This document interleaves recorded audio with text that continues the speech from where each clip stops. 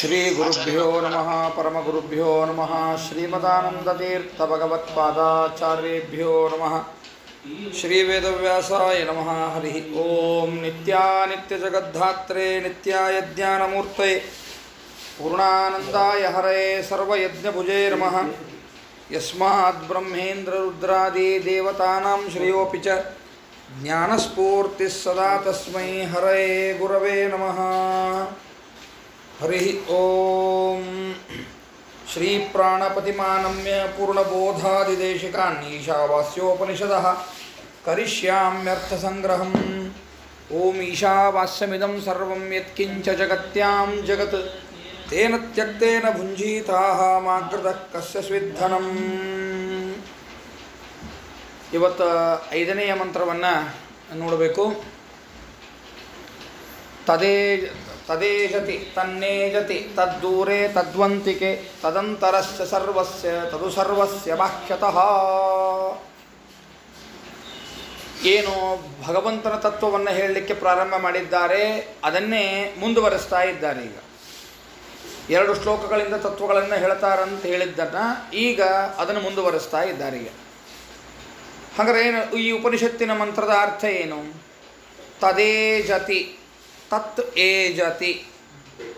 ತತ್ ಅನ್ನೋದೇನದ ಪಂಚಮ್ಯ ಅರ್ಥದೊಳಗದ. ಹೀಗಾಗಿ ಆ ಪರಮಾತ್ಮನ ದಸೆಯಿಂದಲೇ ಹೆದರುತ್ತಾರೆ ಎಲ್ಲರೂ.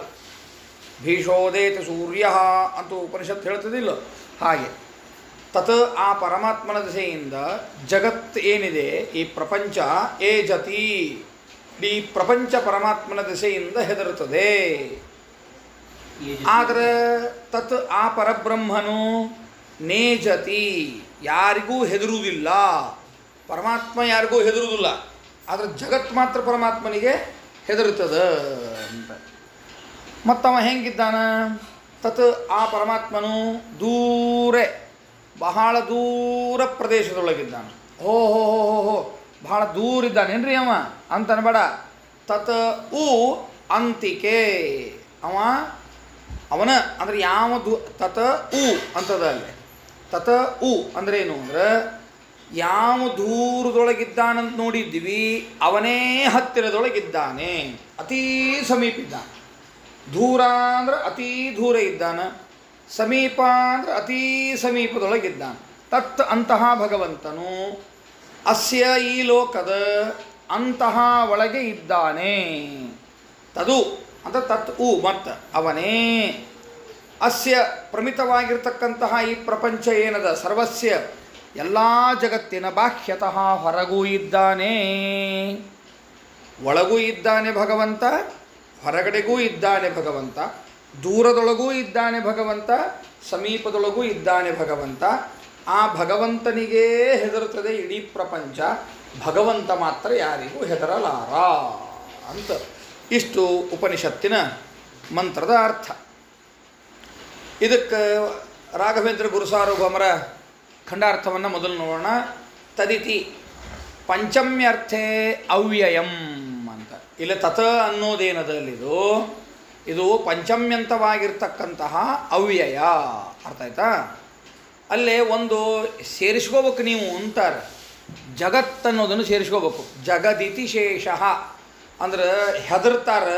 ಯಾರಿಂದ ಹೆದರ್ತಾರೆ? ಪರಮಾತ್ಮನಿಂದ ಹೆದರ್ತಾರೆ. ಹೆದರೋರು ಯಾರು ಬೇಕಲ್ಲ, ಜಗತ್ತು ಅಂತ ಸೇರಿಸ್ಕೋರಿ ಅಂತ. ಜಗದಿತಿ ಶೇಷ ತತ್ ತಸ್ಮಾತ್ ಪ್ರಕೃತ್ಯಾಧರೇ ಜಗದೇ ಜತಿ ಬಿಭೇತಿ.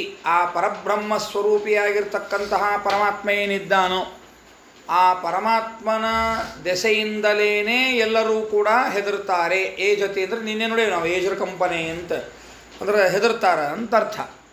ತದ್ ಬ್ರಹ್ಮ ನ ನೇಜತಿ. ತದ್ ಬ್ರಹ್ಮ, ತದ ಅಂದ್ರೆ ಬ್ರಹ್ಮ, ನೇಜತಿ ಅಂದ್ರೆ ನ ಬಿಭೇತಿ, ಅವ ಹೆದರುವುದಿಲ್ಲ. ಯಾಕೆ ಹೆದರುವುದಿಲ್ಲ ಅಂದ್ರೆ ಸ್ವತಂತ್ರತ್ವಾತ್ ಇತಿ ಭಾವ. ಅವನು ಸ್ವತಂತ್ರನಾಗಿದ್ದಾನೆ, ಆದ್ದರಿಂದಾಗಿ ಹೆದರುವುದಿಲ್ಲ. ತದು ತದೇವ ಬ್ರಹ್ಮ ದೂರೇ. ಆ ಪರಬ್ರಹ್ಮ ಏನಿದ್ದಾನೋ ಅವನೇ ಏನಿದ್ದಾನೆ, ಬಹಳ ದೂರದಲ್ಲಿದ್ದಾನೆ ಅಂತ ಅರ್ಥ. ಯಾಕೆ ದೂರದೊಳಗಿರ್ತಾನ ಅಂತಂದ್ರೆ ಈಗ ಎಲ್ಲ ಕಡೆಗೂ ವ್ಯಾಪ್ತನಾಗಿರ್ತಕ್ಕಂತಹ ಭಗವಂತ ಇವತ್ತು ನಾವು ಈಗ ನಾ ಇಲ್ಲಿದ್ದೀನಿ ಅಂದರೆ ನನ್ನೊಳಗಿರ್ತಕ್ಕಂತಹ ಭಗವಂತ ಈಗ ಹುಬ್ಬಳ್ಳಿಯೊಳಗೋ ಬೆಂಗಳೂರೊಳಗೋ ಎಲ್ಲೋ ಇರ್ತಕ್ಕಂತಹ ವ್ಯಕ್ತಿಯ ಹೃದಯದಲ್ಲಿ ಇರ್ತಕ್ಕಂತಹ ಪರಮಾತ್ಮ, ಆ ಪರಮಾತ್ಮ ನನಗೇನಾಗ್ಯಾನೀಗ ದೂರ ಆಗ್ಯಾನ. ನನ್ನೊಳಗಿರೋ ಪರಮಾತ್ಮ ನನಗೇನಾಗ್ಯಾನ ಅತಿ ಸಮೀಪಿದ್ದಾನ. ಹಿಂಗೆ ಈ ಪರಮಾತ್ಮ ಆ ಪರಮಾತ್ಮ ಒಂದು, ಈ ಪರಮಾತ್ಮನಿಗೂ ಆ ಪರಮಾತ್ಮನಿಗೂ ಭೇದ ಅನ್ನಬಾರ್ದು. ಮತ್ತು ಪರಮಾತ್ಮನ ರೂಪಗಳಿಗೂ ಪರಮಾತ್ಮನ ಅವಯವಗಳಿಗೂ ಪರಮಾತ್ಮನ ಕ್ರಿಯೆಗಳಿಗೂ ಭೇದ ಇರುವುದಿಲ್ಲ. ಅರ್ಥ ಆಯ್ತಾ ಇಲ್ಲೋ? ಹೀಗಾಗಿ ಪರಮಾತ್ಮನೇ ಒಬ್ಬನೇ ಪರಮಾತ್ಮ. ಅವ ಇಂಗ್ಲೆಂಡ್ ಫ್ರಾನ್ಸ್ ಒಳಗಿದ್ದ ಪರಮಾತ್ಮನು ಪರಮಾತ್ಮನ. ಮತ್ತು ಇಲ್ರಿ ಇಂಗ್ಲೆಂಡಾಗಿದ್ದಾನಂದ್ರೆ ಮತ್ತು ಅದೇ ಹಂಗೆ ರೀ ಅದು ಫಾರಿನ್ ಆಗಿದ್ದಾನವ ಅಂದೇನು. ದೇವ್ರಿಗೆ ಫಾರಿನ್ ಅಲ್ಲ, ಮನುಷ್ಯರಿಗೆ ಫಾರಿನ್. ವಿಧಿ ನಿಷೇಧಗಳೆಲ್ಲ ಯಾರಿಗೆ? ನಮ್ಮ ಮಾನವರಿಗೆ ವಿಧಿ ನಿಷೇಧಗಳವ ಹೊರತು ದೇವರಿಗೇನು ವಿಧಿ ನಿಷೇಧ ಅಲ್ರಿ. ಹಣಮಪ್ಪ ಹೋಗ್ಯಾನಂದ್ರೆ ಹೆಂಗೆ ರೀ ಅಂತ ಹುಚ್ಚ ನಾನ್ಸೆನ್ಸ್ ಕ್ವಶನ್ ಅಂತಾರೆ. ಹಣಮಪ್ಪ ಲಂಕಾಪಟ್ಟಣಕ್ಕೆ ಹೋದನ್ರಿ, ಸಮುದ್ರೋಲ್ಲಂಘನ ಮಾಡಿದ್ದಲ್ರಿ ಹೆಂಗೆ ಅಂತ. ಹುಚ್ಚ ಲಂಕಾಪಟ್ಟಣದೊಳಗೆ ಇರ್ತಕ್ಕಂಥ ಎಲ್ಲ ಜೀವರಾಶಿಗಳು ಬದುಕಿದ್ದೇ ಹಣಮಪ್ಪನಿಂದ. ಇವತ್ತು ಇಂಗ್ಲೆಂಡು, ಫ್ರಾನ್ಸು, ಜರ್ಮನ್ನು, ಸೌತ್ ಆಫ್ರಿಕಾ ಅಲ್ಲೆಲ್ಲ ಇರ್ತಕ್ಕಂತಹ ಜೀವರಾಶಿಗಳೆಲ್ಲ ಅವರು ಉಸಿರಾಡ್ತಾರ ಇಲ್ಲ, ಅವರು ಉಸಿರಕ್ಕೆ ಕಾರಣ ಯಾರು? ಮುಖ್ಯ ಪ್ರಾಣದೇವರೇ. ಮತ್ತು ಅಲ್ಲಿದ್ದು ಮುಖ್ಯ ಪ್ರಾಣದೇವರಿಗೆ ಮೈಲಿಗೆ ಅಂತಾರನ ಹುಚ್ಚ. ಅವ್ರಿಗೆ ವಿಧಿ ನಿಷೇಧ ಅಲ್ಲ, ಪ್ರಾಣದೇವರಿಗೆ ಭಗವಂತನಿಗೆ ವಿಧಿ ನಿಷೇಧಗಳಲ್ಲ. ವಿಧಿ ನಿಷೇಧಗಳು ಯಾರಿಗೆ? ನಮಗೆ ವಿಧಿ ನಿಷೇಧಗಳು. ಹೋಗ್ಬೇಕು ಇಂಥಲ್ಲಿ ಹೋಗ್ಬೇಕು, ಇಂಥಲ್ಲಿ ಹೋಗಬಾರ್ದು ಅಂತ ಅನ್ನೋದೆಲ್ಲ ವಿಧಿ ನಿಷೇಧಗಳು ನಮಗೆ ಸಂಬಂಧಪಟ್ಟದ್ದು ಹೊರತು ದೇವರಿಗೆ, ಭಗವಂತನಿಗೆ, ವಾಯುದೇವರಿಗೆ ಇವ್ರಿಗೆ ಯಾರಿಗೂ ಕೂಡ ಸಂಬಂಧಪಟ್ಟದ್ದಲ್ಲ. ತತ್ವಾಭಿಮಾನ ದೇವತೆಗಳಿಗೆ ಸಂಬಂಧಪಟ್ಟಿಲ್ಲವು. ಯಾಕಂದರೆ ಎಲ್ಲ ಪ್ರಾಣಿ ಪಕ್ಷಿಗಳಿಗೂ ಆ ತತ್ವಗಳ ಚಾಲನೆ ಆಗಬೇಕಾದ್ರೆ ಮತ್ತು ಆ ತತ್ವಾಭಿಮಾನಿ ದೇವತೆಗಳಲ್ಲಿ ಇರಬೇಕು. ಅವ್ರಿಗೆ ಮೈಲಿಗೆ ಅಂತಾರೆ ನೀ ಯಾರದ ಎಂದು ಹಂಗೆ ಅನ್ನೋದಲ್ಲ. ಅಂತೂ ಈಗ ಹಂಗಾರೆ ಆಫ್ರಿಕಾ, ಸೌತ್ ಆಫ್ರಿಕಾದೊಳಗೆ ಇರ್ತಕ್ಕಂತಹ ಒಬ್ಬ ಮನುಷ್ಯನೊಳಗೆ ಇರ್ತಕ್ಕಂತಹ ಭಗವಂತ ಧಾರವಾಡದ ಒಂದು ಈ ಮಾಳಮಡ್ಡಿ ಪ್ರಾಂತದಲ್ಲಿ ಇರ್ತಕ್ಕಂತಹ ನನಗೆ ಆ ಭಗವಂತ ಏನಾಗ್ಯಾನ? ತದ್ದೂರ, ಭಾಳ ದೂರ ಆಗ್ಯಾನ. ನನ್ನ ಹೃದಯ ವ್ಯಾಪಿ, ನನ್ನ ಹೃದಯ ಗುಹೆಯಲ್ಲಿ ವಾಸ ಮಾಡಿರ್ತಕ್ಕಂತಹ ಭಗವಂತ ನನಗೇನಾಗ್ಯಾನ? ಭಾಳ ಸಮೀಪಿದ್ದಾನ ಅಂತರ್ಥ ಅಂತಾರೆ ರಾಯರು. ಸ್ವತಂತ್ರತ್ವಾದಿತಿ ಭಾವ ತದು ತದೇವ ಬ್ರಹ್ಮ ದೂರೇ ತದು ತದೇವಾಂತಿಕೆ ಸಮೀಪೇ ಚ. ಯಾಕೆ ಹಿಂಗ್ರಿ ಅಂದ್ರೆ ಸರ್ವಗತತ್ವಾದಿತಿ ಭಾವ, ಎಲ್ಲ ಕಡೆಗೂ ಭಗವಂತ ಇದ್ದಾನೆ, ಆದ್ದರಿಂದ ಇದು ಅವನಿಗೆ ಸೇರ್ತದೆ. ಅಂದ್ರೆ ಅವನಿಗೆ ಸೇರ್ತದೆ ಅಂದ್ರೇನು?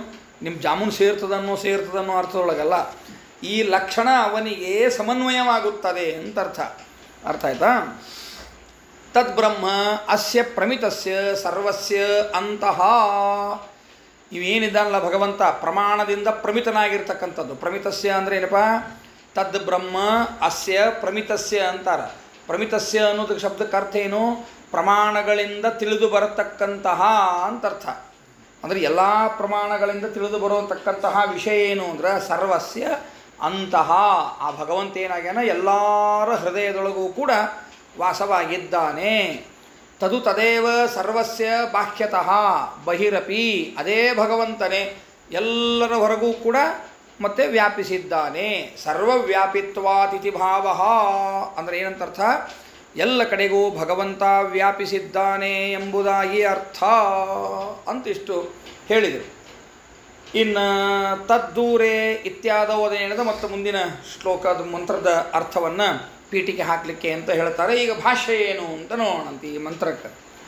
ತಜೇಯತಿ ತಥೇವ ಏಜತ್ಯನ್ಯತ್ ತತ್ ಸ್ವಯಂ ನೇಜತಿ ತಥೋ ಬಿಭೇತಿ ಸರ್ವೋಪಿ ನ ಬಿಭೇತಿ ಹರಿಸ್ವಯಂ ಸರ್ವಗತ್ವಾತ್ ಸದೂರೇ ಚ ಬಾಹ್ಯೇಂತಶ್ಚ ಸಮೀಪಕಃ ಇತಿ ತತ್ವಸಂಹಿತಾಯಾಂ.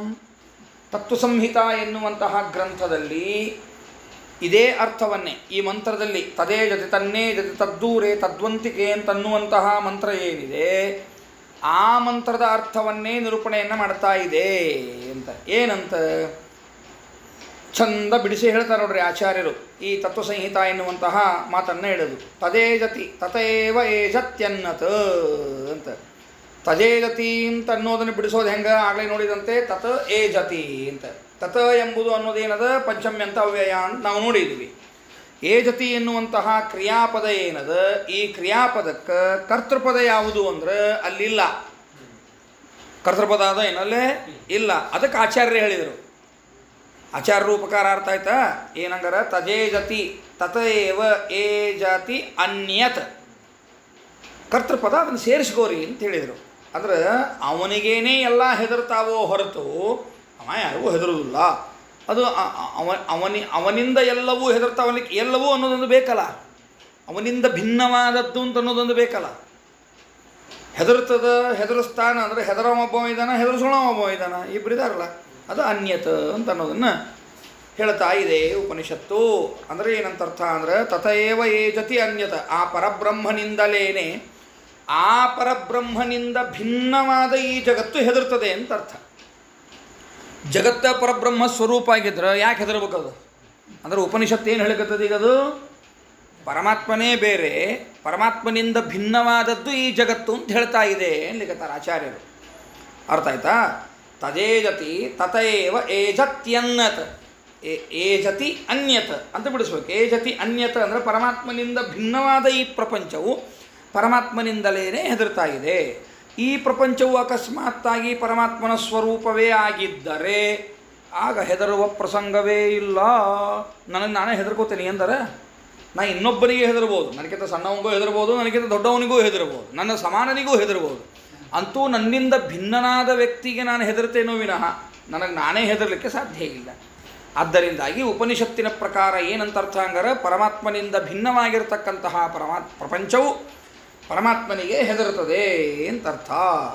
ತತ್ ಸ್ವಯಂ ನೇಜತಿ, ಇಂತಹ ಭಗವಂತ ತಾನು ಯಾವತ್ತೂ ಕೂಡ ಹೆದರುವುದಿಲ್ಲ. ಹಂಗಾರೆ ಇದಕ್ಕೆ ಪ್ರಮಾಣ ಏನ್ರಿ ಅಂದರೆ ತಗೋ ತತ್ವ ಸಂಹಿತಾ ವಾಕ್ಯ ಹೇಳ್ತೀನಿ ಅಂತ. ತಥೋ ಬಿಭೇತಿ ಸರ್ವೋಪಿ ಅನ್ಯತ ಅಂದಿದ್ರಲ್ಲ ಆಚಾರ್ಯರು, ನೀವು ಅನ್ಯತ ಅಂದಿದ್ದಕ್ಕೊಂದು ಪ್ರಮಾಣ ಬೇಕಲ್ಲ. ನೀವು ಹೇಳ್ತೀರಿ ಅಂದರೆ ಆಗ್ಬಿಡ್ತಾನ ಪರಬ್ರಹ್ಮನಿಂದ ಭಿನ್ನವಾಗಿರ್ತಕ್ಕಂತಹ ಈ ಜಗತ್ತು ಹೆದರುತ್ತದೆ ಅಂತ ನೀವು ಅರ್ಥ ಮಾಡಿದರೆ, ಹಂಗೆ ಅರ್ಥ ಮಾಡಿರ್ತಕ್ಕಂತಹ ಒಂದು ಪ್ರಮಾಣ ವಾಕ್ಯ ಬೇಕಲ್ಲ ಅಂತ ಪೂರ್ವ ಪಕ್ಷಿ ಯಾರಾದರೂ ಪ್ರಶ್ನೆ ಮಾಡಿದರೆ ಆಚಾರ್ಯರು ತತ್ವ ಸಂಹಿತಾ ವಾಕ್ಯವನ್ನು ಹೇಳಿದರು. ಅಲ್ಲಿ ಸ್ಪಷ್ಟ ಅದ. ತತಃ ಬಿಭೇತಿ ಸರ್ವೋಪಿ, ತತಃ ಆ ಭಗವಂತನಿಂದಲೇನೆ ಸರ್ವೋಪಿ ಎಲ್ಲವೂ ಕೂಡ, ಈ ಸರ್ವೋಪಿ ಅನ್ನೋದೇ ಅನ್ಯತ್ ಅನ್ನೋದು ಆಚಾರ್ಯರ ಅಭಿಪ್ರಾಯ. ಸರ್ವೋಪಿ ಈ ಎಲ್ಲವೂ ಕೂಡ ಬಿಭೇತಿ ಭಯಪಡುತ್ತದೆ. ಹರಿಹಿ ಸ್ವಯಂ ನ ಬಿಭೇತಿ, ಪರಮಾತ್ಮ ಮಾತ್ರ ಯಾವತ್ತೂ ಕೂಡ ಯಾರಿಂದಲೂ ಕೂಡ ಹೆದರುವುದಿಲ್ಲ. ಸರ್ವಗತ್ವಾತ್ ಸ ದೂರೇ ಚ ಬಾಹ್ಯೇ ಅಂತಶ್ಚ ಸಮೀಪಕಃ, ಆ ಭಗವಂತನೇನಯ್ಯನ ಸರ್ವಗತ್ವಾತ್ ಎಲ್ಲ ಕಡೆಗೂ ವ್ಯಾಪಿಸಿದ್ದಾನೆ, ದೂರದೊಳಗಿದ್ದಾನೆ, ಸಮೀಪಗಶ್ಚ ಸಮೀಪದೊಳಗೂ ಇದ್ದಾನೆ, ಬಾಹ್ಯೇ ಅಂತಶ್ಚ ಹೊರಗೂ ಇದ್ದಾನೆ ಒಳಗೂ ಇದ್ದಾನೆ. ಈ ರೀತಿಯಾಗಿ ಎಲ್ಲಿ ಹೇಳಿದ್ದಾರೆ? ತತ್ವಸಂಹಿತಾಯಾಮ್, ತತ್ವಸಂಹಿತಾ ಎನ್ನುವಂತಹ ಗ್ರಂಥದಲ್ಲಿ ಹೇಳಿದ್ದಾರೆ ಅಂತ ಅರ್ಥ ಆಯ್ತಾ? ಎಸ್. ಇನ್ನು ಮುಂದಿನ ಮಂತ್ರ, 6ನೆಯ ಮಂತ್ರ. ಯಸ್ತು ಸರ್ವಾಣಿ ಭೂತಾನಿ ಆತ್ಮನ್ಯೇವಾನುಪಶ್ಯತಿ ಸರ್ವಭೂತೇಷು ಚಾತ್ಮಾನಂ ತಥೋ ನ ವಿಜುಗುಪ್ಸ್ಯತೆ. ತದ್ದೂರೇ ಇತ್ಯಾದೌ ಹರೇಃ ಸರ್ವಭೂತಾಶ್ರಯತೆಯ ಸರ್ವಭೂತಗತತ್ವಂ ಮುಕ್ತಂ ತಜ್ಞಾನಸ್ಯ ಫಲಮಾಹ ಯಸ್ತ್ವಿತಿ ಅಂತ. ಅಂದ್ರೆ ಈ ಮಂತ್ರದ ಒಟ್ಟಾರೆ ಅಭಿಪ್ರಾಯ ಏನು, ಈ ಮಂತ್ರ ಯಾಕೆ ಹೊರಡ್ತು ಅನ್ನೋದನ್ನು ರಾಘವೇಂದ್ರ ಗುರು ಸಾರ್ವಭೌಮರು ಹೇಳಿಕತ್ತಾರೆ. ಹಂಗಾರೆ ಈ ಜ್ಞಾನ ಏನದಲ್ಲ, ಏನು ಜ್ಞಾನ? ಶ್ರೀಹರಿಯೋ ತದ್ದೂರೇ ಇತ್ಯಾದವು ಇವೆಲ್ಲವುಗಳಿಂದ ಏನು ಹೇಳಿದರು ಅಂದರೆ, ಹರೇಹೇ ಸರ್ವಭೂತಾಶ್ರಯತೆಯ, ಎಲ್ಲ ಜೀವರಾಶಿಗಳಿಗೂ ಪ್ರಧಾನ ಆಶ್ರಯೀಭೂತನಾದವನಾಗಿದ್ದಾನೆ. ಯಾರು? ಪರಮಾತ್ಮ. ಸರ್ವಭೂತಗತತ್ವಂ, ಎಲ್ಲ ಜೀವರಾಶಿಗಳೊಳಗೂ ಇದ್ದಾನೆ ಭಗವಂತ. ನನ್ನೊಳಗಿದ್ದಾನೆ, ನನ್ನ ಹೊರಗಿದ್ದಾನೆ. ಹಂಗೆ ನೀವೆಲ್ಲರೂ ಹಂಗೆ ಚಿಂತನೆ ಮಾಡ್ಕೋಬೇಕಲ್ಲ, ನನ್ನೊಳಗಿದ್ದಾನೆ ನನ್ನ ಹೊರಗಿದ್ದಾನೆ. ಯಾರ್ಯಾರು? ಎಲ್ಲರೂ, ಇಡೀ ಜಗತ್ತು. ಅಂದರೆ ಇಡೀ ಜಗತ್ತಿನ ಒಳಗೂ ಇದ್ದಾನೆ ಹೊರಗೂ ಇದ್ದಾನೆ ಭಗವಂತ ಅಂತಂದರೆ ಸರ್ವಭೂತಗತತ್ವಂ ಅಂತ ಬಂತಿಲ್ಲ. ಹಾಗಾದ್ರೆ ಇದನ್ನು ಆಗೋದರಿಂದ, ಇದನ್ನು ತಿಳಿಯೋದರಿಂದ, ತಜ್ಞಾನಸ್ಯ ಈ ಜ್ಞಾನವನ್ನು ತಿಳಿಯುವುದರಿಂದ ಆಗುವಂತಹ ಲಾಭ ಏನು? ಫಲಮಾಹ, ಖಂಡಾರ್ಥ ಹೇಳಕತ್ತೆ ನಾನು. ಫಲಮಾಹ ಏನು ಫಲ ಅಂದರೆ ಉಪನಿಷತ್ತು ಹೇಳ್ತಾ ಇದೆ, ಯಸ್ತು ಸರ್ವಾಣಿ ಭೂತಾನ್ಯಾತ್ಮನ್ಯೇವಾನುಪಶ್ಯತಿ ಸರ್ವಭೂತೇಷು ಚ ಆತ್ಮಾನಂ ತಥೋ ನ ವಿಜುಗುಪ್ಸತೆ. ಹಾಗಾದ್ರೆ ಈ ಮಂತ್ರದ ಅರ್ಥ ಏನು ಅಂದರೆ, ಯಹಾತು ಯಸ್ತು ಅಂದರೆ ಯಾವನು, ಸರ್ವಾಣಿ ಚೇತನಾಚೇತನಾತ್ಮಕವಾಗಿರ್ತಕ್ಕಂತಹ ಭೂತಾನಿ ವಸ್ತುಗಳನ್ನು ಆತ್ಮನ್ಯೇವ ಪರಮಾತ್ಮನೊಳಗೆ ಇದೆ ಅಂತ ಯಾವನು ತಿಳಿತಾನೋ, ಇಡೀ ಚೇತನಾತ್ಮಕವಾಗಿರ್ತಕ್ಕಂತಹ ಪ್ರಪಂಚ ಯಾವ ಭಗವಂತನೊಳಗೆ ಇದೆ ಅಂತ ಯಾವನು ತಿಳಿಯುತ್ತಾನೋ, ಅಂದರೆ ಇಡೀ ಪ್ರಪಂಚ ಭಗವಂತನೊಳಗಿದೆ ಅಂತ ಯಾವನು ತಿಳಿತಾನೋ.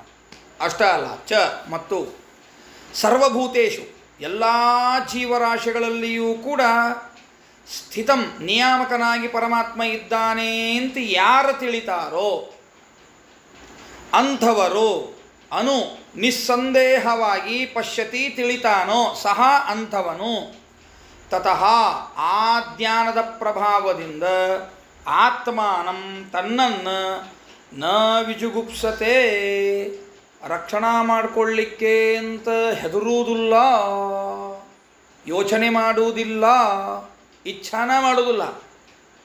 ನನಗೆ ಸೆಕ್ಯೂರಿಟಿ ಗಾರ್ಡ್ಸ್ ಬೇಕು, ನನಗೆ ಮುಂದೊಂದು 10 ಮಂದಿ ಗನ್ ಮ್ಯಾನ್ಗಳು ಬೇಕು, ಹಿಂದೊಂದು 10 ಮಂದಿ ಗನ್ ಮ್ಯಾನ್ಗಳು ಬೇಕು, ಇದರ ಯೋಚನೆನೇ ಮಾಡುವುದಿಲ್ಲವ. ಯಾಕಂದ್ರೆ ನನ್ನೊಳಗೆ ದೇವರಿದ್ದಾನ, ಅವನೊಳಗೆ ದೇವರಿದ್ದಾನ. ಸಮಸ್ತ ಪ್ರಪಂಚದ ಈ ಚರಾಚರಾತ್ಮಕವಾಗಿರ್ತಕ್ಕಂತಹ ಪ್ರಪಂಚದ ಅಣುವಿನೊಳಗೂ ಕೂಡ ಭಗವಂತನಿರುವಾಗ ಆ ಭಗವಂತನನ್ನು ರಕ್ಷಣೆ ಮಾಡಬೇಕು ಅಂದ್ರೆ ರಕ್ಷಣೆ ಮಾಡ್ತಾನೆ. ಇಲ್ಲ ಮುಗಿತು ನಿಂದು ಹೋಗಿನ್ನಂತಂತಾರೆ, ಹೋಗೋದು ಅಲ್ಲ.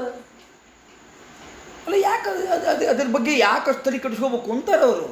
ಇದು ಬಹಳ ದೊಡ್ಡ ತಿಳುವಳಿಕೆ. ಇದು ಈ ಜ್ಞಾನದಿಂದ ಬರ್ತಕ್ಕಂಥ ದೊಡ್ಡ ಲಾಭ ಏನು ಅಂದರೆ ನಿರ್ಭಯತ್ವ. ಮನುಷ್ಯ ಯಾವುದಾದ್ರೂ ಸಾಧನೆ ಮಾಡಬೇಕಾದ್ರೆ ಭಯ ಇದ್ದರೆ ಸಾಧನೆ ಮಾಡಲಿಕ್ಕಾಗುವುದಿಲ್ಲ. ನಿರ್ಭಯರಾದಾಗಲೇ ಸಾಧನೆ ಮಾಡಲಿಕ್ಕೆ ಆಗ್ತದೆ. ಹಿಂದಿನ ನಮ್ಮ ಜ್ಞಾನಿಗಳು ಹಿರಿಯರು ಸಂಸಾರವನ್ನು ತೊರೆದು, ನಗರ ಪ್ರದೇಶವನ್ನು ತೊರೆದು, ಹಳ್ಳಿ ಪ್ರದೇಶ ಅಲ್ಲ, ಸಾಮಾನ್ಯವಾಗಿರ್ತಕ್ಕಂತಹ ಯಾವುದೋ ವನಗಳಲ್ಲ, ದಟ್ಟವಾದ ದಂಡಕಾರಣ್ಯಗಳನ್ನು ಪ್ರವೇಶ ಮಾಡಿ, ದಟ್ಟ ಅರಣ್ಯಗಳನ್ನು ಪ್ರವೇಶ ಮಾಡಿ ಸಂಸಾರವನ್ನು ಪೂರ್ತಿ ತೊರೆದು ಹೋಗಿ ಅಲ್ಲಿ ತಪಸ್ಸು ಮಾಡಿ ಸಾಧನೆಯನ್ನು ಮಾಡ್ತಿದ್ರು. ಅವರಿಗೆ ಯಾರು ನಾನು ಅಕಸ್ಮಾತ್ ನಂಗೆ ಜ್ವರ ಬಂದರೆ ಹೆಂಗೆ, ನಂಗೆ ನೆಗಡಿ ಬಂದರೆ ಹೆಂಗೆ, ನನಗಿಲ್ಲೇ ಡಿಸೆಂಟ್ರಿ ಹತ್ತಿಬಿಟ್ರೆ ಹೆಂಗೆ, ಇಂಥವೆಲ್ಲ ಆಲೋಚನೆ ಮಾಡ್ತಿದ್ರೆ ನಲ್ಲಿ ಅವರು. ನಾವಿಲ್ಲಿ ಭಾಳ ಆಲೋಚನೆ ಮಾಡ್ತೀವಿ. ಈಗ ಇದನ್ನು ತಿಂದೆ, ಮಾವಿನ ಹಣ್ಣು 2 ತಿಂದೆ, 3ನೇ ತಿಂದರೆ ನನಗೇನು ಮತ್ತೆ ಪೈಲ್ಸ್ ಹತ್ತದ, ಏನು ಸುಡುಗಾಡು ಏನಾಗ್ತದೆ ಏನು, ಇಂಥ ಆಲೋಚನೆಯನ್ನು ಭಾಳ ಮಾಡ್ತೀವಿ. ಯಾಕಂದ್ರೆ ದೇವ್ರ ಮೇಲೆ ನಮಗೆ ನಂಬಿಕೆ ಕಡಿಮೆ ಇದೆ. ಯಾರಿಗೆ ದೇವರ ಮೇಲೆ ನಂಬಿಕೆ ಕಡಿಮೆ ಇರ್ತದೋ ಅವರು ಜೀವನದಲ್ಲಿ ಯಶಸ್ಸನ್ನು ಹೊಂದೋದು ಕಡಿಮೆನೇ. ಎಷ್ಟು ದೇವರನ್ನು ನಂಬ್ತಾರೋ ಅಷ್ಟೇ. ಅವನು ಎಷ್ಟು ದೇವರಲ್ಲಿ ವಿಶ್ವಾಸ ಮಾಡ್ತಾನೋ ಅಷ್ಟೇ ಭಗವಂತ ಅವನಿಗೆ ಫಲ ಕೊಡ್ತಾನೆ. ನಾವು 100ಕ್ಕೆ 100ರಷ್ಟು ಭಗವಂತನಿಗೆ ಸರೆಂಡರ್ ಆದರೆ 100ಕ್ಕೆ 100ರಷ್ಟೇ ಭಗವಂತ ರಕ್ಷಣೆ ಮಾಡ್ತಾ ಇರ್ತಾನೆ. ಎಲ್ಲ ಕಡೆಗೂ ಭಗವಂತನಿದ್ದಾನೆ. ಆ ಭಗವಂತನೇ ನನ್ನನ್ನು ರಕ್ಷಣೆ ಮಾಡ್ತಾ ಇದ್ದಾನೆ. ಹೊರಗಿದ್ದ ಭಗವಂತನೇ ನನ್ನೊಳಗೂ ಇರುವಾಗ ನನಗೆ ಯಾಕೆ ಭಯ ಎನ್ನುವಂತಹ ಒಂದು ಶ್ರೇಷ್ಠವಾದ ತಿಳುವಳಿಕೆ ಈ 2 ಮಂತ್ರಗಳಿಂದ ನಮಗೆ ಸಿಗತಕ್ಕಂತಹ ಲಾಭ ಅಂತ ಹೇಳ್ತಾ ಇದೆ. ಹಾಗಾದರೆ ಈ ಮಂತ್ರದ ಅರ್ಥ ಏನು ಅಂದರೆ, ಯಾರು ಈ ರೀತಿಯಾಗಿ ತಿಳಿತಾರೋ ಅಂಥವರು, ಇಲ್ಲೇ ಎಸ್ತು ಅಂದರೆ ಯಾವನೋ ಅಂತ ಅರ್ಥ. ಈ ಯಾವನು ಎಲ್ಲ ಚೇತನಾತ್ಮಕವಾಗಿರತಕ್ಕಂತಹ ವಸ್ತುಗಳನ್ನು ಆತ್ಮನಿ ಏವ ಪರಮಾತ್ಮನೊಳಗೆ ಇವೆ ಅಂತ ಯಾರು ತಿಳಿತಾರೋ, ಅಷ್ಟೇ ಅಲ್ಲ ಸರ್ವಭೂತೇಶು ಎಲ್ಲ ಜೀವರಾಶಿಗಳು ಕೂಡ ಆ ಭಗವಂತನೊಳಗೆ ಇವೆ ಅಂತ ಯಾವನು ತಿಳಿತಾನೋ ಅಂಥವನು ತನ್ನ ರಕ್ಷಣೆಗಾಗಿ ಅಂಥೇಳಿ ಯಾವತ್ತೂ ಕೂಡ ಇಚ್ಛಾ ಮಾಡುವುದಿಲ್ಲ. ಇದು ಉಪನಿಷತ್ತಿನ ಒಂದು ಅರ್ಥ. ರಾಘವೇಂದ್ರ ಗುರು ಸಾರ್ವಭೌಮರು ಖಂಡಾರ್ಥದಲ್ಲಿ ಈ ರೀತಿಯಾಗಿ ಹೇಳ್ತಾರೆ. ಸರ್ವಾಣಿ ಭೂತಾನಿ ಚಿದಚಿದಾತ್ಮಕಂ ಸರ್ವಂ ಜಗತ್ ಆತ್ಮನ್ನೇವ ಪರಮಾತ್ಮಾಶ್ರಯತ್ವೇನ ಏವ ಅಸ್ತೀತಿ ಯಸ್ತ್ವನು ನಿಸ್ಸಂದೇಹಂ ಪಶ್ಯತಿ ಜಾನಾತಿ. ಈ ಚಿದಚಿದಾತ್ಮಕವಾಗಿರ್ತಕ್ಕಂತಹ ಎಲ್ಲ ಜಗತ್ತು, ಸರ್ವಾಣಿ ಭೂತಾನಿ ಅಂತರ್ಥ. ಸರ್ವಂ ಜಗತ್ ಅಂದ್ರೆ ಎಲ್ಲ ಜಗತ್ತು ಅಂತರ್ಥ. ಸರ್ವಾಣಿ ಭೂತಾನಿ ಅಂತಂದಾರಲ್ಲ, ಎಷ್ಟು ಸರ್ವಾಣಿ ಭೂತಾನಿ ಎಂದಾರ. ಭೂತಾನಿ ಅಂದರೆ ಏನಂತರ್ಥ ಅಂದ್ರೆ ಬರೇ ಜೀವರಾಶಿಗಳು ಅಂತ ತಿಳಿಬೇಡ್ರಪ್ಪ, ಚಿದಾತ್ಮಕಂ. ಅಲ್ಲಿಯ ಭೂತಾನಿ ಅನ್ನೋ ಶಬ್ದಕ್ಕರ್ಥ ಬರೇ ಜೀವರಾಶಿಗಳು ಅಂತ ತಿಳಿಬೇಡ್ರಿ. ಚಿದಾತ್ಮಕಂ ಅಂದರೆ ಏನಂತರ್ಥ? ಸರ್ವಂ ಜಗತ್, ಎಲ್ಲ ಜಗತ್ತು, ಚರಾಚರಾತ್ಮಕವಾಗಿರ್ತಕ್ಕಂತಹ ಎಲ್ಲ ಪ್ರಪಂಚ ಏನಾಗಿದೆ? ಆತ್ಮನ್ಯೇವ ಅನುಪಶ್ಯತಿ, ಆತ್ಮನಿ ಏವ ಅನುಪಶ್ಯತಿ ಅಂತ. ಇಲ್ಲೇ ರಾಯರದು ಟೀಕಾರಾಯರದು ಭಾಳ ವೈಶಿಷ್ಟ್ಯ. ಅನು ಅನ್ನೋ ಶಬ್ದಕ್ಕೆ ಏನದ, ಅನು ಅನ್ನೋದಕ್ಕೆ ಎರಡು ಅರ್ಥವನ್ನು ಬರೀತಾರೆ. ಅನು ಅನ್ನೋದಕ್ಕೆ ಎರಡು ಅರ್ಥಗಳು ನಾನು ಮಾಡಿ ನೋಡು, 1 2 ಅಂತ ಹಿಂಗೆ ನಾವು ಓದೋ ಮುಂದೆ ಮಾಡಿದ್ದದು. ಅನು ಅನ್ನೋದಕ್ಕೆ ಎರಡು ಅರ್ಥಗಳನ್ನು ತಿಳಿಸಿಕೊಡ್ತಾರೆ ರಾಯರಲ್ಲಿ. ಸ್ವಲ್ಪ ಲಕ್ಷ್ಯ ಕೊಟ್ಟು ನೋಡ್ರಿ ಅದನ್ನು. ಆತ್ಮನ್ಯೇವಾನುಪಶ್ಯತಿ, ಆತ್ಮನಿ ಏವ ಅಂದ್ರೆ ಪರಮಾತ್ಮಾಶ್ರಯತ್ವೇನ ಏವ ಅಂತ ಅರ್ಥ. ಇಲ್ಲೇ ಯಸ್ತ್ವನು ಅಂದ್ರೆ ಅನು ಅನ್ನೋದಕ್ಕೆ ಒಂದೇ ಅರ್ಥ ಏನು ಅಂದ್ರೆ ನಿಸ್ಸಂದೇಹಂ ಅಂತ ಅರ್ಥ. ಅಂದ್ರೆ ಯಾರು ನಿಸ್ಸಂದೇಹವಾಗಿ ಎಲ್ಲ ಪ್ರಾಣಿಗಳಲ್ಲಿ ಭಗವಂತನಿದ್ದ ಅಂದರೆ ಚರಾಚರಾತ್ಮಕವಾಗಿರ್ತಕ್ಕಂತಹ ಪ್ರಪಂಚದಲ್ಲಿ ಭಗವಂತನಿದ್ದಾನೆ ನಿಸ್ಸಂದೇಹವಾಗಿ ತಿಳಿಬೇಕು. ನನ್ನೊಳಗಿದ್ದಾನ, ಈ ಹಂದಿ ಒಳಗಿದ್ದಾನೆ ಇಲ್ಲೋ ಭಗವಂತ, ಹಂದಿ ಒಳಗಿದ್ದಾನಂತ ಹೆಂಗೆ ಅನ್ನೋದು? ಅಯ್ಯೋ ಹೇಸಿಗಿಪ್ಪ ಪ್ರಾಣಿ ಹೆಂಗದು, ಹಿಂಗಿರಬಾರ್ದು ಭಾವನಾ. ಆ ಹಂದಿ ಹೊಲಸಾದ್ರೆ ಭಗವಂತ ಹೊಲಸಾಗ್ಬೇಕು. ಒಳಗಿರ್ತಕ್ಕಂತಹ ಭಗವಂತ ಚಿದಾತ್ಮಕನಾಗಿರ್ತಕ್ಕಂತಹ ಭಗವಂತನೇ, ಅವ ಸಚ್ಚಿದಾನಂದಾತ್ಮಕನಾಗಿರ್ತಕ್ಕಂತಹ ಭಗವಂತನೇ. ನನ್ನೊಳಗಿದ್ದಾನಂದ್ರೆ ನಾ ಏನು ಭಾಷೆ ಹುಟ್ಟಿದ್ದು? ನನ್ನನ್ನು ನೋಡಿದ್ರೆ ದೇವತೆಗಳಿಗೆ ಅಸಹ್ಯ ಬರ್ತದೆ. ನನಗೆ ಯಾವುದೋ ಒಂದು ಹೊಲಸು ಪ್ರಾಣಿ ನೋಡಿದಾಗ ಅದರ ವಾಸನೆನೋ ಅಥವಾ ಅದರ ಆಹಾರಾದಿಗಳನ್ನು ತಿನ್ನೋ ಕ್ರಮನೋ, ಅದು ಇರುವ ವಾಸಸ್ಥಾನದ ಪ್ರದೇಶಗಳೋ ಇವುಗಳನ್ನು ನೋಡಿ ನನಗೆ ಹೇಸಿಗೆ ಬರುವಂತೆ ನಾನು ಭಾಳ ಚಲೋ ಅಂತ ಅನ್ಕೊಂಡ ನನ್ನನ್ನು ನೋಡಿದ ದೇವತೆಗಳಿಗೆ ಅವ್ರಿಗೂ ಹೇಸಿಗೆ ಬರ್ತದೆ. ನಾವು ದೇವ್ರ ಪೂಜೆ ಮಾಡಬೇಕಾದ್ರೆ ಅದನ್ನೇ ಹೇಳ್ತೇವೆ ಇಲ್ಲೋ, ಮಾನುಷೋ ಗಂಧ ಯಾತಿ ದೇವ ತತ್ಕ್ಷಮ್ಯತಾಂ ಪ್ರಭೋ. ದೇವ್ರ ಮನೆ ಪ್ರವೇಶ ಮಾಡಬೇಕಾದ್ರೆ ಅನ್ಬೇಕದನ್ನು. ದೇವ್ರ ಮನೆ ಪ್ರವೇಶ ಮಾಡಿದ ತಕ್ಷಣ ಭಗವಂತನ ಮುಂದೆ ಕೈ ಮುಗಿದು ಮಾನುಷೋ ಗಂಧ ಯಾತಿ ದೇವ ತತ್ಕ್ಷಮ್ಯತಾಂ ಪ್ರಭೋ. ಅಯ್ಯೋ ಸ್ವಾಮಿ, ನಿನ್ನ ಮಂದಿರದೊಳಗೆ ಬರ್ಲಿಕ್ಕತ್ತೀನಿ, ಮನುಷ್ಯ ಸಹಜವಾಗಿರ್ತಕ್ಕಂತಹ ದುರ್ಗಂಧ ಬರ್ತದೆ, ಅದನ್ನು ಈ ದುರ್ಗಂಧ ತೊಗೋತ ನೀ ಪೂಜಾ ತೊಗೋಬೇಕೀಗ. ಪೂಜಾ ಮಾಡವ ನಾನು, ನನ್ನ ದುರ್ಗಂಧ ನೀ ತೊಗೋಬೇಕು. ಅದಕ್ಕೆ ಭಗವಂತ ಅದನ್ನು ಕ್ಷಮಾ ಮಾಡು ಅಂತ ಕೇಳ್ಕೊತೀವಿ. ಹೌದಾ? ಬೇರೆ ಪುರಾಣಗಳಲ್ಲಿ ತಿಳಿಸ್ಕೊಡ್ತಾರೆ, ನಮಗೆ ಹೆಂಗೆ ಕ್ಷುದ್ರ ಪ್ರಾಣಿಗಳನ್ನು ನೋಡಿದಾಗ ಅಯ್ಯೋ ಅಂತ ಅನ್ನಿಸ್ತದೋ ಹಾಗೆ ನಮ್ಮನ್ನು ನೋಡಿದಾಗ ದೇವತೆಗಳಿಗೆ ಅಯ್ಯೋ ಅನ್ನಿಸ್ತದೆ. ದೂರ ಸರಿತಾರಂತವ್ರು, ಮುಟ್ಟುವುದೇ ಇಲ್ಲಂತ, ಹತ್ತಿರ ಹಾಯೋದಿಲ್ಲ. ನಮ್ಮ ಮುಟ್ಟಿದ್ರೆ ಅವ್ನು ಮುಟ್ಟಿದ್ರೆ ಹೆಂಗೆ ಹೇಸಿಗೆ ಅಂತ ನಾವು ಅನ್ಕೋತೀವಿ, ಹಂಗೆ ನಮ್ಮನ್ನು ಮುಟ್ಟಿದ್ರೆ ಹೇಸಿಗೆ ಅಂತ ಅವ್ರು ಅನ್ಕೋತಾರೆ. ಅರ್ಥ ಆಯ್ತಾ ಇಲ್ಲ? ಅಂದಾಕ್ಷಣಕ್ಕೆ ಮತ್ತು ಒಳಗಿರೋದಿಲ್ಲ. ಏನಂಗಾರ ಅವರು ಒಳಗಿರ್ತಾರೆ, ಒಳಗಿದ್ದಕ್ಕೆ ಅವ್ರಿಗೆ ಆ ದೋಷದ ಏನು ಇಲ್ಲ. ಮತ್ತು ಹಂಗೆ ಭಗವಂತನಿಗೆ ಆಗಿರ್ತದೆ, ಇರುವುದಿಲ್ಲ. ಹೀಗಾಗಿ ಇದನ್ನು ಯಾರು ಚಂದ ನಿಸ್ಸಂದೇಹವಾಗಿ ಸಮಸ್ತ ಪ್ರಾಣಿಗಳಲ್ಲಿ ಭಗವಂತನಿದ್ದಾನೆ ಅಂತ ಯಾರು ತಿಳಿದಿದ್ದಾರೋ ಅವರು ಅನು ಅನ್ನೋದಕ್ಕೆ ಏನಂತ ಅರ್ಥ ತಂಗಾರೀಗ? ನಿಸ್ಸಂದೇಹಂ ಅಂತ ಅರ್ಥ. ಎರಡನೇದ್ದು ಯದ್ವಾ ಅಂತ ನೋಡಿ. ಈಗ ಅನು ಅನ್ನೋ ಶಬ್ದಕ್ಕೆ ಮತ್ತೊಂದು ಅರ್ಥವನ್ನು ಹೀಗೆ, ಆಶ್ರಿತತ್ವ ಕ್ರಮಾನುರೋಧೇನ ಇತಿ ಅನುಶಬ್ದಾರ್ಥ. ಅಥವಾ ಇನ್ನೊಂದು ಭಾಳ ಸುಂದರವಾಗಿರ್ತಕ್ಕಂಥ ಅರ್ಥವನ್ನು ಹೇಳ್ತಾರೆ ಆಚಾರ್ಯರ ಸಿದ್ಧಾಂತಕ್ಕನುಗುಣವಾಗಿ. ಅನುಶಬ್ದದ ಅರ್ಥವನ್ನು ತಿಳಿಸಿಕೊಡ್ತಾರೆ. ಟೀಕಾರಾಯರು ಹೇಳಿದ್ದನ್ನೇ ಹೇಳ್ತಾರೆ. ಅನು ಅಂದ್ರೇನು? ಈ ಚರಾಚರಾತ್ಮಕವಾಗಿರ್ತಕ್ಕಂತಹ ಪ್ರಪಂಚ ಬಂದದ್ದು ಭಗವಂತನಿಂದ, ಹೌದಲ್ಲೋ? ಬಂದದ್ದು ಹೆಂಗೆ ಬಂದಿರ್ತದೆ ಅಂದ್ರೆ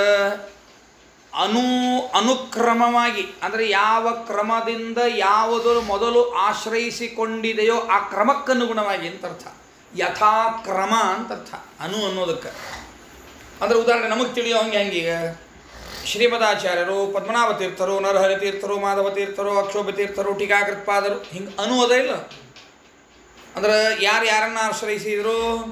ಟೀಕಾಕೃತ್ಪಾದರು ಅಕ್ಷೋಭ್ಯ ತೀರ್ಥರನ್ನು, ಅಕ್ಷೋಭ್ಯ ತೀರ್ಥರು ಮಾಧವ ತೀರ್ಥರನ್ನು, ಮಾಧವ ತೀರ್ಥರು ನರಹರಿ ತೀರ್ಥರನ್ನು, ನರಹರಿ ತೀರ್ಥರು ಪದ್ಮನಾಭ ತೀರ್ಥರನ್ನು, ಪದ್ಮನಾಭ ತೀರ್ಥರು ಶ್ರೀಮದಾಚಾರ್ಯರನ್ನು. ಶ್ರೀಮದಾಚಾರ್ಯರು ಗಂಗಾ ನದಿ ದಾಟಬೇಕಾದ್ರೆ ಶಾಟಿ ಹಿಡ್ಕೊಂಡು ನಿಂತ್ರಿ ಅಂತ ಹೇಳಿದ್ರೆ ಒಬ್ಬೊಬ್ಬರನ್ನ ಒಬ್ಬರು, ಅವ್ರಿಂದ ಅವರು ಒಬ್ಬರನ್ನ ಅನುಸರಿಸಿ ಇನ್ನೊಬ್ಬರು, ಒಬ್ಬರನ್ನ ಅನುಸರಿಸಿ ಇನ್ನೊಬ್ಬರು, ಹಿಂಗೆ ನಿಂತರು ಅಂತ ನೋಡ್ತೇವೋ ಇಲ್ಲೋ? ಹಾಗೆ ಇಲ್ಲೇ ಕ್ರಮ ಅಂದ್ರೆ ತಾರತಮ್ಯಕ್ಕನುಗುಣವಾಗಿ ಅಂತ ಅರ್ಥ. ಇನ್ನೊಂದು ಅರ್ಥ ಅನು ಶಬ್ದಕ್ಕರ್ಥ. ಒಂದು ಅನು ಶಬ್ದಕ್ಕೇನೋ ನಿಸ್ಸಂದೇಹ ಅಂತ, ಇನ್ನೊಂದು ಅನು ಅನ್ನುವಂತಹ ಶಬ್ದಕ್ಕೇನೋ ತಾರತಮ್ಯಕ್ಕನುಗುಣವಾಗಿ ಭಗವಂತನಲ್ಲಿ ಆಶ್ರಯಿಸಿದ್ದಾರೆ ಅಂತ ಅರ್ಥ. ಬ್ರಹ್ಮದೇವರು, ಅನಂತರದಲ್ಲಿ ರುದ್ರದೇವರು, ಹೀಗೆ ಕ್ರಮವಾಗಿ ಆ ತಾರತಮ್ಯಕ್ಕನುಗುಣವಾಗಿ ಭಗವಂತನನ್ನು ಆಶ್ರಯಿಸಿದ್ದಾರೆ ಅಂತ ಯಾರು ನಿಸ್ಸಂದೇಹವಾಗಿ ಪರಮಾತ್ಮನನ್ನು ಹೀಗೆ ತಿಳಿದಿದ್ದಾರೋ ಅಂಥವರು ಅಂತರ್ಥ. ಅಂಥವರಿಗೆ ಸರ್ವಭೂತೇಷು ಚ ಆತ್ಮಾನಂ ಸರ್ವಭೂತೇಷು ನಿಯಂತ್ರಿತಯ ಸ್ಥಿತಂ ಹರಿಂ. ಹಾಗಾದರೆ ಎಲ್ಲ ಜೀವರಾಶಿಗಳೊಳಗಿದ್ದಾನ ಅಂತಂದರೆ ಏನಂತ ಅರ್ಥ? ನಿಯಾಮಕನಾಗಿ ಇದ್ದಾನೆ ಅಂತ ಅರ್ಥ. ಎಲ್ಲ ಜೀವರಾಶಿಗಳಲ್ಲಿ ಹೇಗಿದ್ದಾನೆ? ನಿಯಾಮಕನಾಗಿ ಭಗವಂತನಿದ್ದಾನೆ. ಸ್ಥಿತಂ ಹರಿಂ ಯೋ ಅನುಪಶ್ಯತಿ ಇತ್ಯನ್ವಯ ಅಂಥವರಿಗೆ ತತಃ ಪರಮಾತ್ಮ ಸ್ವರೂಪ ಜ್ಞಾನಿತ್ವಾಧ್ಯೇತೋ ನ ವಿಜುಗುಪ್ಸತೆ. ಅಂಥವರಿಗೆ ಪರಮಾತ್ಮನ ಸ್ವರೂಪದ ಜ್ಞಾನ ಬಂದಾಗಿದೆ. ಆದ್ದರಿಂದಾಗಿ ಪರಮಾತ್ಮನ ಸ್ವರೂಪ ಚೆನ್ನಾಗಿ ತಿಳಿದಿಲ್ಲ ಅವರ ಯೋಗ್ಯತೆಗೆ ಅನುಗುಣವಾಗಿ ಅಂತಲೇ ಅರ್ಥ. ಮತ್ತೆ ಯಾಕಂದ್ರೆ ಹಿಂದೆ ಹೇಳ್ಯಾರ ತಾರತಮ್ಯ ಅಂಥೇಳಿ. ಹೀಗಾಗಿ ಈ ಜ್ಞಾನ ಇದ್ದಾಗ ಅವರು ಯಾರಿಗೂ ಹೆದರುವಂತಹ ಅವಶ್ಯಕತೆ ಅವರಿಗೆ ಬರುವುದೇ ಇಲ್ಲ. ಅಂದರೆ ಅವರು ಭಯ ಪಡುವುದೇ ಇಲ್ಲ. ಅವ್ರಿಗೆ ಇನ್ನೂ ಅನುಸಂಧಾನ ಹೆಂಗಾಗ್ತದೆ ಗೊತ್ತಾನೆ? ಯಾವನೋ ಒಬ್ಬ ಬರ್ತಾನೆ, ಎಕ್ಸ್ ಪರ್ಸನ್ ಬರ್ತಾನೆ. ಈಗ ನನಗೆ ಅನುಸಂಧಾನ ಬಂದಿತ್ತು ಅಂತ ಅನ್ಕೋ. ಈಗ ನನ್ನೊಳಗೂ ಭಗವಂತನಿದ್ದಾನೆ, ನಿನ್ನೊಳಗೂ ಭಗವಂತನಿದ್ದಾನೆ ಅಂತನ್ನುವ ತಿಳುವಳಿಕೆ ನನಗೆ ಪಕ್ವವಾದಾಗ ಎಕ್ಸ್ ಪರ್ಸನ್ ಒಬ್ಬ ಬರ್ತಾನೆ, ನನಗಂತಾನೆ ಈಗ ಬಂದು ನಿನ್ನನ್ನು ಕೊಂದೇ ಹಾಕ್ತೀನಿ ಅಂತಾನೆ. ಆವಾಗ ನನಗೆ ಅಯ್ಯೋ ಹೆಂಗೆ ಮಾಡೋದು ಈಗ ಅಂತ ಹೆದರಿಕೆ ಬರುವುದಿಲ್ಲ, ನಗು ಬರ್ತದೆ. ಹೆಂಗೆ ನಗು ಬರ್ತದೆ? ನನ್ನೊಳಗಿರುವ ಭಗವಂತ ರಕ್ಷಣೆ ಮಾಡ್ಕೊಳ್ಳಿಕ್ಕೆ ಅಂತ ಹೆಂಗೆ ನಿಂತಾನ, ಅವನೊಳಗಿರುವ ಭಗವಂತ ಕೊಲ್ಲಿಕ್ಕಂತ ಹೆಂಗೆ ನಿಂತಾನ, ಏನು ಭಗವಂತನ ವ್ಯಾಪಾರ ಇದು ಅಂತ ಆ ಕಡೆ ಆಲೋಚನೆ ಹೋಗಿರ್ತಾನವ. ಇದು ಸುಳ್ಳ ಬಂದೂಕು ತೋರಿಸಿದ್ನ್ಯಾ, ಚಾಕು ತೋರಿಸಿದ್ನ್ಯಾ, ಅರ್ಭಾಡ್ತನ ಮಾಡಿದ್ದೆ, ಹಿಂಗೆ ಮಾಡ್ತಿರ್ತದೆ. ಅದರ ಆ ತತ್ವಜ್ಞಾನಿ ಅವನನ್ನು ಹೆಂಗೆ ನೋಡ್ತಿರ್ತಾನಂದ್ರೆ ಪಿಸ್ತೂಲ್ ಹಿಡ್ಕೊಂಡು ಚಾಕು ಹಿಡ್ಕೊಂಡು ಹೆಂಗೆ ನಾಟ್ಯ ಮಾಡ್ಲಿಕ್ಕತ್ತಾನ ಇವ ಭಗವಂತ ಇವನೊಳಗೆ ನಿಂತು ಹೆಂಗೆ ನಾಟ್ಯ ಮಾಡಿಸಿಕತ್ತಾನ ಹಂಗೆ ನೋಡ್ತಾನವ. ಅವಾಗ ಅವನಿಗೇನು ಅನಿಸೋದನೇ ಇಲ್ಲ. ಉದಾಹರಣೆಗೆ ಹೇಳಬೇಕು ಅಂದರೆ ವೆಂಕಟೇಶ್ ಮಹಾತ್ಮೆ ಒಳಗೆ ಬರ್ತದೆ. ಆ ಶುಕಾಚಾರ್ಯರು ಪದ್ಮಾವತಿ ಕ್ಷೇತ್ರ, ಅದು ಶುಕಾಚಾರ್ಯರ ಆಶ್ರಮ. ಅದು ಶುಕಾಚಾರ್ಯರು ಇದರಲ್ಲಿ ಪದ್ಮಾವತಿ ಅಂತೇನು ಇವತ್ತು ಕರಿತೀವಲ್ಲ, ಅದೇನಂತ ತಿರುಚಾನೂರು ಅಂತ ಏನದಲ್ಲ, ಅಲ್ಲಿ ಏನಾಗಿತ್ತು ಅಂದರೆ ಪದ್ಮ ಸರೋವರದೊಳಗೆ ನಮ್ಮ ಶುಕಾಚಾರ್ಯರು ತಪಸ್ಸನ್ನು ಮಾಡ್ತಾ ಇದ್ದರು. ಇವರು ತಪಸ್ಸನ್ನು ಕೆಡಿಸಬೇಕು ಅಂಥೇಳಿ ದೇವೇಂದ್ರ ಅಪ್ಸರಾಸ್ತ್ರೀಯನ್ನು ಕಳಿಸಿದಾಗ ಆಕಿ ಬಂದ್ಲು, ನೋಡಿದ್ಲು, ಆಗೋದಿಲ್ಲ ಅಂತ ಅಂದ್ಕೊಂಡ್ಲು. ಆದರೂ ಮತ್ತು ಅದೇನ ನನ್ನ ಭಾಳ ಸುಂದರಿ ಇದ್ದೀನಿ, ಇವರು ಮೋಹಕ್ಕೊಳಗಾಗ್ತಾರ ಅಂತ ಇಷ್ಟು ಅಂದ್ಕೊಂಡು ತನ್ನ ನಾಟ್ಯದ ಭಂಗಿಯಿಂದ ಎಲ್ಲ ಏನೋ ವಿಧಾನಗಳಿಂದ ಶುಕಾಚಾರ್ಯನ ವಶಕ್ಕೆ ತಗೋಬೇಕು ಅಂತ ಪ್ರಯತ್ನವನ್ನು ಮಾಡಿದ್ವಿ. ಶುಕಾಚಾರ್ಯರು ಆಕಿನ್ನ ನೋಡ್ಲಿಕ್ಕತ್ತರು, ದಿಟ್ಟೀಸಿ ನೋಡ್ಲಿಕ್ಕತ್ತರು. ಆಕೆ ಅಂದ್ಕೊಂಡ್ಲು ದಿಟ್ಟಿಸಿ ನೋಡ್ಲಿಕ್ಕತ್ತಾರ ಅಂದ್ರೆ ಪೂರ್ತಿ ಇವ್ರ ಮನಸ್ಸು ನನ್ನ ಕಡೆಗೆ ನೆಟ್ಟದ ಹಂಗಾರ ಅಂತ ಅಂದ್ಕೊಂಡ್ಲು. ಇನ್ನಷ್ಟು ನನ್ನ ಕಡೆಗೆ ಎಳ್ಕೋಬೇಕು ಅಂತೇಳಿ ನರ್ತನ ಮಾಡಿದ್ಲು. ಪಾಪ ಮಾಡಿ ಸುಸ್ತಾಗಿ ಧೊಪ್ಪಂತ ಕೆಳಗೆ ಬಿದ್ಲು. ಆಗ ಶುಕಾಚಾರ್ಯ ಏನು ಮಾಡಿದರು, ಆಕೆ ಕೈ ಹಿಡಿದು ತಮ್ಮ ತೊಡಿ ಹತ್ತಿರಕ್ಕೆ ಕರ್ಕೊಂಡು ಕೂಡಿಸ್ಕೊಂಡ್ರು. ಆಕೆ ಸ್ವಲ್ಪ ಆಯಾಸ ಕಡಿಮೆ ಆಗಲಿ ನೀರು ಕುಡಿ ಅಂತ ನೀರು ಕುಡಿಸಿದರು. ಆಕೆ ತಲೆ ಸವರಿದ್ರು. ಪಾಪ ಭಾಳ ಆಯಾಸ ಆತಲ್ಲ ನಿನಗೆ ಅಂತ ಸವರಿದ್ರು. ಆಕೆ ಅಂದು ಇಷ್ಟು ಆಯಾಸ ಆದ ಮೇಲೆ ಕೈ ಹಿಡಿದು ಕರೆದು ತಲೆ ಸವರೋದಕ್ಕಿಂತ ನಿಮಗೆ ಯಾವಾಗ ನನ್ನೊಳಗೆ ಅನುರಾಗ ಮೂಡ್ತೋ, ನಿಮ್ಮೊಳಗೆ ನನ್ನ ಬಗ್ಗೆ ಯಾವಾಗ ಅನುರಾಗ ಮೂಡ್ತೋ ಆಗಲೇ ನನ್ನನ್ನು ಕೈ ಹಿಡಿದು ಕರೆದು ಬಿಟ್ಟಿದ್ರೆ ಇಷ್ಟ ಬೀಳೋ ಪ್ರಸಂಗ ಇರ್ತಿರ್ಲಿಲ್ಲಲ್ಲ ಅಂದ್ಲು. ಆಗ ಶುಕಾಚಾರ್ಯ ಅಂತಾರೆ, ಮಗಳೇ ನಿನಗೆ ಆಯಾಸ ಆಗ್ಯದ ಕಾರಣ ಏನು ಅಂದ್ರೆ ನಾನೇ ನರ್ತನ ಮಾಡ್ಲಿಕ್ಕತ್ತೀನಿ ಅಂತ ತಿಳ್ಕೊಂಡಿದ್ದಕ್ಕೆ ನಿನಗೆ ಆಯಾಸ ಆಗ್ಯದ. ನೀನು ಸಮಯ ಮಾಡಿದ್ದಕ್ಕೆ ಎಷ್ಟು ಸಮಯ ನರ್ತನೆ ಮಾಡಿದ್ದಿ, ಇದಕ್ಕಿಂತ ಹೆಚ್ಚಿನ ಸಮಯ ನಾನು ನರ್ತನೆ ಮಾಡ್ತೀನಿ, ಏನೂ ಆಯಾಸ ಆಗ್ಲಾರ್ದಂಗೆ ಮಾಡ್ತೀನಿ, ನೋಡು ನನ್ನ ನರ್ತನೆ ನೋಡು ಅಂತ ತಾವು ಕುಣಿಲಿಕ್ಕೆ ಪ್ರಾರಂಭ ಮಾಡಿದರು. ಏನೋ ಒಂದು 2 ತಾಸೋ 3 ತಾಸೋ ಏನೋ ಕುಣಿದಿದ್ಲು. ಇವರು 4-5 ತಿಂಗಳಾದರೂ ನರ್ತನನ ಮುಗಿಸೋಲ್ರು. ಹಾಗೆ ನರ್ತನೆ ನೋಡಿ ಸುಸ್ತಾಗ್ಲಿಕ್ಕತ್ತಕ್ಕಿಗೆ. ಇವ್ರಿಗೇನು ಶುಕಾಚಾರ್ಯರಿಗೆ ಏನೂ ತೊಂದರೆ ಆಗೋಲ್ತು. ಅಕ್ಕಿ ಅಂದ್ಲು, ಅಲ್ಲ ಈ ನರ್ತನೆ ಮಾಡುವ ಈ ಕ್ರಮ ನೋಡಿದ್ರೆ ನೀವು ಶುಕಾಚಾರ್ಯರಲ್ಲ, ನೀವು ನಟರಾಜ ಅಂತ ಅನಿಸಿಕತ್ತದ. ನೀವು ಯಾರೋ ಒಬ್ಬ ಸ್ವಾಮಿ ಅಂದ್ಕೊಂಡಿದ್ದೆ ನಾನು. ಅಲ್ಲ ನೀವು ನಟರಾಜರು ಅಂತ ಅನಿಸಿಕತ್ತದ ಅಂದ್ಲು. ನಟರಾಜನೇ ಶುಕರೂಪದೊಳಗೆ ಬಂದೆ ನಾನು ಅಂತ ಹೇಳಿದರು. ಹಾಗೆಲ್ಲ ತಪಸ್ಸು ಕಳಿಸ್ಲಿಕ್ಕೆ ಬರಬೇಡ, ಹೋಗು ಅಂತ ಆಕೆಗೆ ಸಮಾಧಾನ ಮಾಡಿ ಆಕೆಗೆ ಬಹುಮಾನ ಕೊಟ್ಟು ಕಳಿಸ್ಬಿಟ್ರು, ಹೋಗೋ ಕಡೆ ಅಂತ ಕಳಿಸಿದರು. ಅಂದ್ರೆ ಅವ್ರಿಗೆ ಏನೇನೇನೇನೋ ವಿಕಾರ ಅನ್ನೋದು ಆಗಲಿಲ್ಲ. ಅಂದ್ರೆ ನೋಡೋ ದೃಷ್ಟಿ ಹೆಂಗಿತ್ತು ಅವ್ರದ್ದು, ಹೆಂಗೆ ನಾಟ್ಯದ ಭಂಗಿಯನ್ನು ವ್ಯಕ್ತಪಡಿಸ್ತಾಳ ಅಂತ ನೋಡ್ತಿದ್ರು ವಿನಃ ಅನುರಾಗದಿಂದ ನೋಡ್ಲಿಕ್ಕತ್ತಿದ್ದಿಲ್ಲ. ಹಾಗೆ ಒಬ್ಬ ತತ್ವಜ್ಞಾನಿ ಇನ್ನೊಬ್ಬವನು ಯಾವನೋ ಹೆದರಿಸಲಿಕ್ಕೆ ಅಂತ ಬಂದರೆ, ಭಯಪಡಿಸ್ಲಿಕ್ಕೆ ಅಂತ ಬಂದಾಗ ದೇವರು ಇವನೊಳಗೆ ನಿಂತು ಯಾವ ರೀತಿಯಾಗಿ ಆಟ ಆಡಿಸ್ತಾನೆ ಅಂತ ನೋಡ್ತಾನೆ ವಿನಃ ಅದರ ಬಗ್ಗೆ ವಿಕಾರವನ್ನು ಹೊಂದುವುದಿಲ್ಲ ಅಂತ. ಸ್ವಾತ್ಮಾನಂ ಗೋಪ್ತುಂ ನೇಚ್ಛತಿ. ಯಾಕಂದ್ರೆ ಭಯಾಭಾವಾತ್, ಭಯದ ಅಭಾವ ಇರೋಣದರಿಂದ ಅಂತ. ಇದಕ್ಕೆ ಆಚಾರ್ಯರ ಭಾಷ್ಯ ಬಹಳ ಸಣ್ಣದು, ಒಂದೇ ಸೌಕರಾಯಣ ಶ್ರುತಿಯನ್ನು ಹೇಳಿ ಮುಗಿಸಿಬಿಡುತ್ತಾರೆ.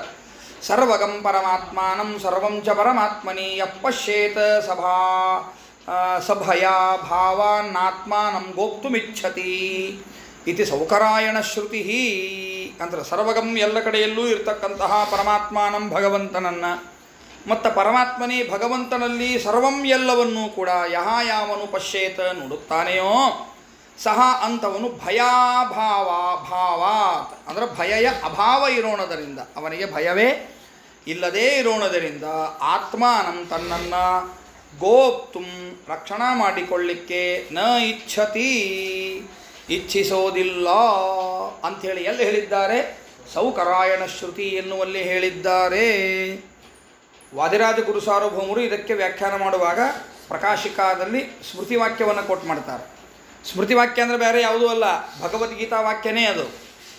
ಆ ಭಗವದ್ಗೀತಾ 11ನೇ ಅಧ್ಯಾಯದಲ್ಲಿ ಅರ್ಜುನ ಶ್ರೀಕೃಷ್ಣ ಪರಮಾತ್ಮನ ವಿಶ್ವರೂಪವನ್ನು ಕಂಡಾಗ ಹೇಳುವ ಶ್ಲೋಕ ಅದು. ಏನದ ಶ್ಲೋಕದ ಓದು? ಬ್ರಹ್ಮಾಣಮೀಶಂ ಕಮಲಾಸನಸ್ಥಂ